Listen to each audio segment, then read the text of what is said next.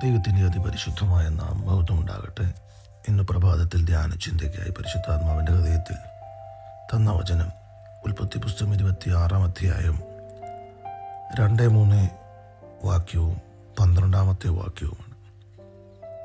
യഹോവ അവന് പ്രത്യക്ഷനായി അരുളി ചെയ്തെന്തെന്നാൽ, നീ മിസ്രയീമിലേക്ക് പോകരുത്, ഞാൻ നിന്നോട് കൽപ്പിക്കുന്ന ദേശത്ത് പാർക്ക, ഈ ദേശത്ത് താമസിക്കുക, ഞാൻ നിന്നോട് കൂടെ ഇരുന്ന് നിന്നെ അനുഗ്രഹിക്കും, നിനക്കും നിന്റെ സന്തതിക്കും ഈ ദേശമൊക്കെയും തരും, നിന്റെ പിതാവായ അബ്രഹാമിനോട് ഞാൻ ചെയ്ത സത്യം നിവർത്തിക്കും. 12-ാമത്തെ വാക്യം. ഇസഹാക്ക് ആ ദേശത്തു വിതച്ചു, ആ ആണ്ടിൽ 100 മേനി വിളവ് കിട്ടി, യഹോവ അവനെ അനുഗ്രഹിച്ചു. 26-ാം അധ്യായം തുടങ്ങുന്നത് അബ്രഹാമിൻ്റെ കാലത്തുണ്ടായതുപോലെ ഒരു ക്ഷാമം കനാനിൽ ഉണ്ടാകുന്നു എന്നുള്ളത്. അപ്പോൾ ഇസഹാക്ക് ചെയ്തത്, താൻ മിസ്രയീമിലേക്ക് ഇറങ്ങിപ്പോകുവാൻ ആഗ്രഹിക്കുന്നു. യഹോവയായ ദൈവം ഗരാറിൽ വെച്ച് അവനോട് സംസാരിക്കുക, നീ ഈ ദേശം വിട്ടു പോകരുത്, ഇവിടെ താമസിക്കുക, ഈ ദേശത്ത് താമസിക്കുക, ഞാൻ നിന്നോട് കൂടെ ഇരുന്ന് നിന്നെ അനുഗ്രഹിക്കും, നിനക്കും നിന്റെ സന്തതിക്ക് ഈ ദേശമൊക്കെയും തരും.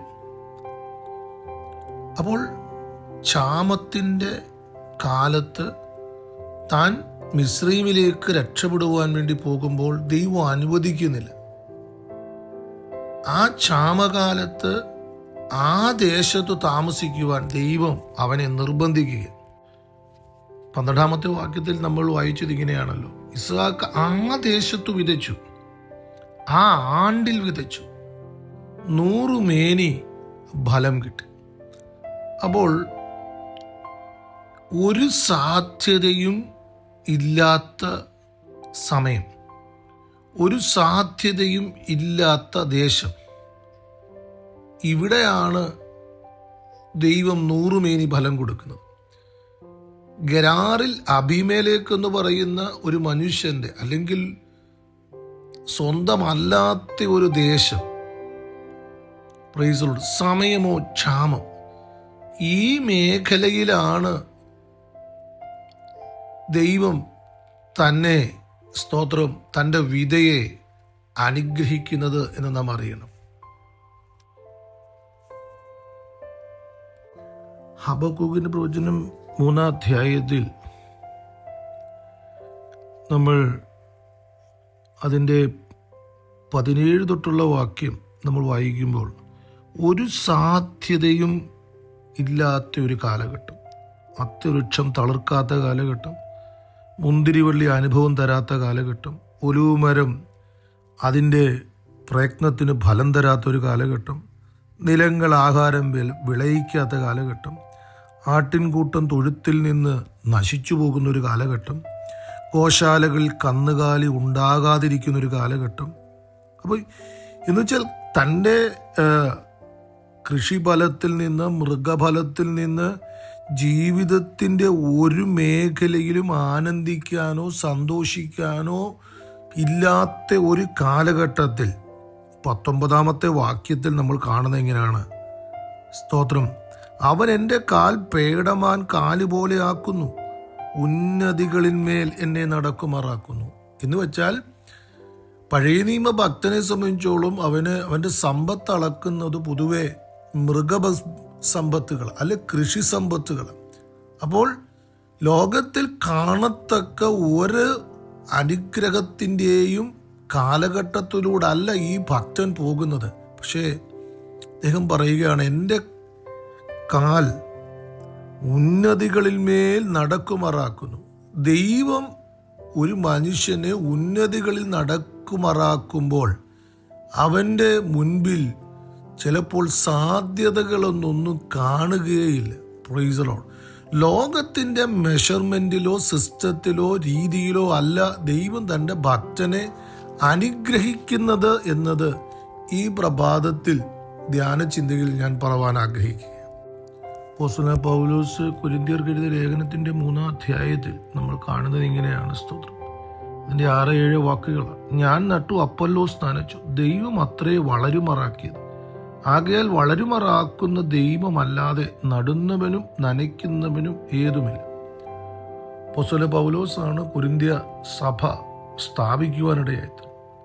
ആ സഭാസ്ഥാപനത്തോടുള്ള ബന്ധത്തിൽ അനേക വാക്കുകൾ നമുക്ക് എടുക്കേണ്ടത് ആവശ്യമുണ്ട്.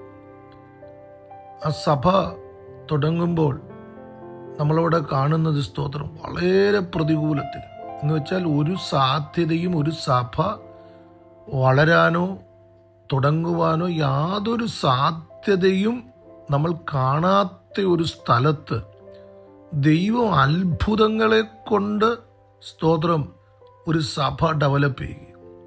എന്ന് വെച്ചാൽ ആ സ്ഥലത്തിൻ്റെ അന്തരീക്ഷം, അവിടുത്തെ സാമൂഹിക ആളുകളുടെ അന്തരീക്ഷം ഒക്കെ അധാർമികതയുടെ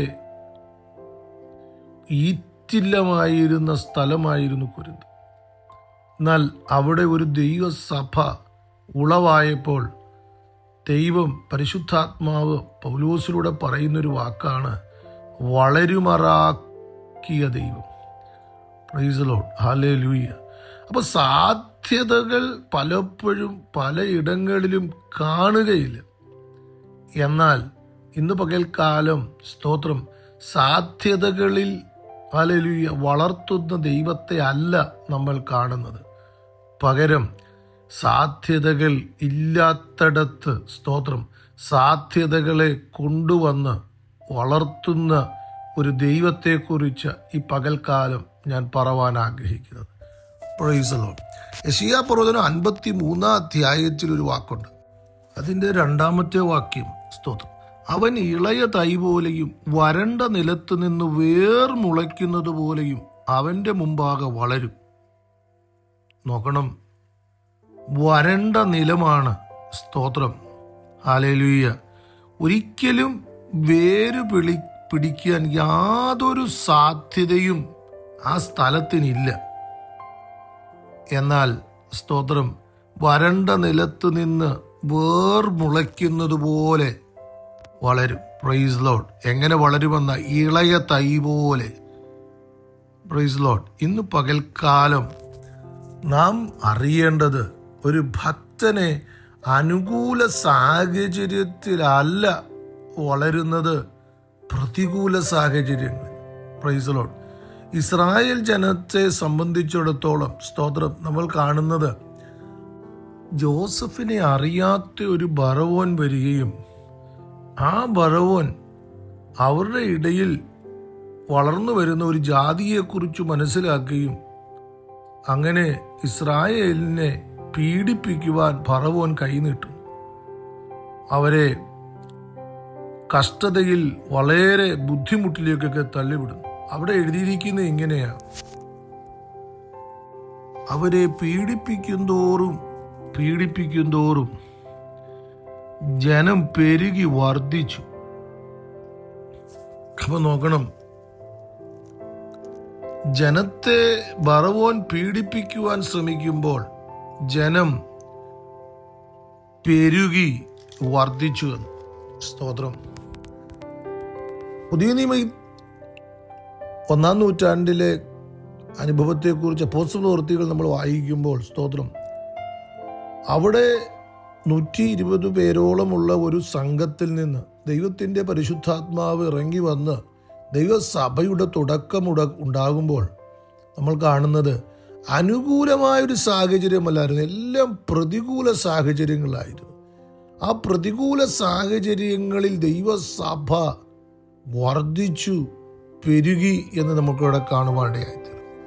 ഇന്ന് പ്രഭാതത്തിലെ ചിന്ത ഇവിടെ നിർത്തുവാൻ എന്നെ നിർബന്ധിക്കുന്നു എന്നുള്ളതുകൊണ്ട് ഞാൻ പറവാൻ ആഗ്രഹിച്ച ഒരു ചിന്ത പകൽക്കാലം ജനത്തിൻ്റെ മുമ്പിലേക്ക് ഇടുവാൻ ആഗ്രഹിക്കുന്നു. അതിങ്ങനെയാ. സ്തോത്രം, ഹല്ലേലൂയ. നമ്മളുടെ കുറിവാക്യമായ സ്തോത്രം വചനം, ഒരു സാധ്യതയുമില്ലാത്ത സമയത്ത്, ഒരു സാധ്യതയും ഉളവാകാൻ പറ്റാത്ത ദേശത്ത് ഇസഹാക്ക് വിതച്ചു. ആ ആണ്ടിൽ ആ ദേശത്ത് 100 മേനി ഫലവും ലഭിക്കാനിടയായി. നോക്കണം, ദൈവം കൂടെയുണ്ടെങ്കിൽ, ദൈവം പറയുന്ന അനുസരിക്കുന്നുവെങ്കിൽ, സ്തോത്രം, ഹല്ലേലൂയ, സാധ്യതകളല്ല, പകരം ദൈവം അനുഗ്രഹിക്കുന്നു. Praise the lord. ദൈവം അവനെ അനുഗ്രഹിച്ചു. ദൈവം അവനെ വർദ്ധിച്ച് ഹല്ലേലൂയ പെരുകുമാറാക്കി. Praise the lord. അതുപോലെ ഹല്ലേലൂയ ദൈവം ഹബക്കൂക്കിന് പറയുന്നത് ഇങ്ങനെ, ദൈവം ഒരു ഭക്തന്റെ കാല് ഉന്നതികളിൽ മേൽ നടക്കുമാറാക്കി. ഒരു സാധ്യതയും അവിടെ കാണുന്നില്ല. അങ്ങനെ നടക്കുവാൻ ഉന്നതികളിൽ കയറത്തക്ക രീതിയിലുള്ള സാധ്യതകളൊന്നുമില്ല. എന്നാൽ ദൈവം അവനെ ഉന്നതികളിൽ മേൽ നടക്കുമാറാക്കും. ഹല്ലേലൂയ. കൊരിന്ത്യ സഭയുടെ വളർച്ച ഒരിക്കലും സാധ്യമല്ലാത്ത ഒരു മേഖലയിലായിരുന്നു. എന്നാൽ ദൈവം വളരുമാറാക്കി. Praise the lord. ഹല്ലേലൂയ. വരണ്ട ദേശമാണ്. എന്നാൽ ദൈവം ആ വരണ്ട ദേശത്ത് ഹല്ലേലൂയ സ്തോത്രം വേര് പിടിപ്പിച്ച് വളർത്തി. ഇന്ന് പകൽക്കാലം ഹല്ലേലൂയ സാധ്യതകളിൽ അല്ല ദൈവപ്രവൃത്തി. Price the Lord. ഒരു സാധ്യതയുമില്ലെങ്കിലും ഒരു ഭക്തനെ സ്തോത്രം വളർത്തുന്നത്, ഉന്നതികളിൽ മേൽ നടക്കുമാറാക്കുന്നത്, പ്രൈസ് ദി ലോർഡ്, ഹല്ലേലൂയ, കൈകളുടെ അധ്വാനത്തിന് പ്രതിഫലം തരുന്നത്, ഹല്ലേലൂയ, ദൈവമാ. ദൈവം കൂടെയുണ്ടെങ്കിൽ സാധ്യതകൾ ഒന്നും വേണ്ട. ഹല്ലേലൂയ. നമുക്ക് അതിൻ്റെ ഫലത്തിൽ, ലക്ഷ്യത്തിൽ ഹല്ലേലൂയ കർത്താവ് എത്തിക്കുമെന്നത് ഈ പ്രഭാതത്തിൽ ഈ വചനചിന്തകളിലൂടെ പറവാൻ ഞാൻ ആഗ്രഹിക്കുമ്പോൾ ജനത്തിനു വേണ്ടി പ്രാർത്ഥിക്കുന്നു. പരിശുദ്ധനായ ദൈവമേ, നിത്യനായ കർത്താവേ, അങ്ങ് ഞങ്ങളോട് പറഞ്ഞ നല്ല വചനങ്ങൾക്കായി സ്തോത്രം. ഹല്ലേലൂയ. സാധ്യതകൾ ഒന്നും കണ്ടില്ലെങ്കിലും അങ്ങ് പറഞ്ഞതനുസരിച്ച് അങ്ങ് ഒപ്പമുണ്ടെങ്കിൽ സ്വർഗത്തിലെ ദൈവമേ, വിളവുകൾ 100 മേനിയാകും, കാലുകൾ ഉന്നതികളിൽ മേൽ നടക്കും. ഹല്ലേലൂയ സ്തോത്രം, വളരുമാറാക്കും. Praise the lord. ഹല്ലേലൂയ. ജനം വർദ്ധിച്ച് പെരുകും. ഹല്ലേലൂയ. ഇന്ന് പകൽക്കാലം സാധ്യതകളല്ല, അങ്ങ് അനുഗ്രഹിച്ചാൽ സ്തോത്രം അതിന്മേൽ അത്ഭുതം നടക്കും എന്ന് ഞങ്ങൾ കേട്ട വചനങ്ങൾക്കായി സ്തോത്രം. ജനത്തെ ഈ വചനം വെച്ച് അനുഗ്രഹിക്കണമേ. ഭൗതിക മേഖലകൾ പലപ്പോഴും ഈ ലോകത്തിൻ്റെ സാധ്യതകൾ അന്വേഷിക്കുമ്പോൾ സ്വർഗത്തിലെ ദൈവമേ, അങ്ങയുടെ മുഖത്തേക്ക് നോക്കുന്ന ഒരു ഭക്തനെ സംബന്ധിച്ചോളം വളർത്തുന്നതും ഉന്നതികൾ മേൽ നടത്തുന്നതും അനുഗ്രഹിക്കുന്നതും അതേ കർത്താവെ വർദ്ധിപ്പിക്കുന്നതും പെരുകിക്കുന്നതുമെല്ലാം അവിടുന്നാണ് എന്ന ബോധ്യം കർത്താവ് ജനത്തിനു കൊടുത്ത് കർത്താവുടെ ചിന്തകളെ മാറ്റി അവരെ അനുഗ്രഹിക്കണമേ എന്ന് പ്രാർത്ഥിക്കുന്നു. എല്ലാ മഹത്വം അവിടുത്തേക്ക്. ഞങ്ങൾക്കായി ചുമച്ച ക്രിസ്തുയേശുവിന്റെ ധന്യമുള്ള നാമത്തിൽ പ്രാർത്ഥന ദയവായി ശ്രവിക്കണേ സ്വർഗീയ നല്ല പിതാവേ. ആമേൻ. അനുഗ്രഹിക്കപ്പെട്ടൊരു ദിനം ദൈവജനത്തിലൂടെ. Have a blessed day. God bless U.